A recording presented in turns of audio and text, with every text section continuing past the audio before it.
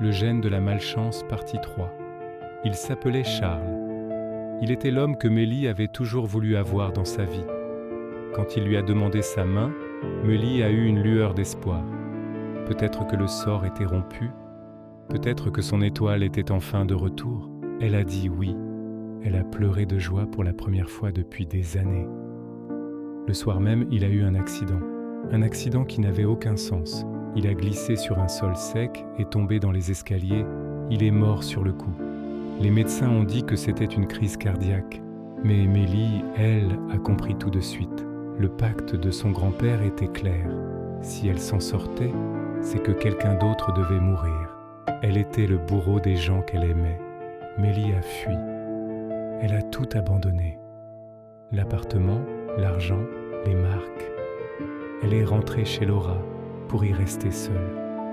Mélie ne pouvait plus regarder les gens dans les yeux, ne pouvait plus approcher personne de peur de les voir mourir.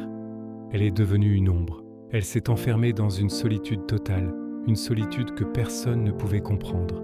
Mais un matin, à bout de force, son âme a crié à l'aide. Elle a ouvert les yeux pour la première fois. Elle a compris qu'elle ne pouvait pas continuer comme ça. Elle a ouvert une porte et elle a compris que sa rédemption passait par un endroit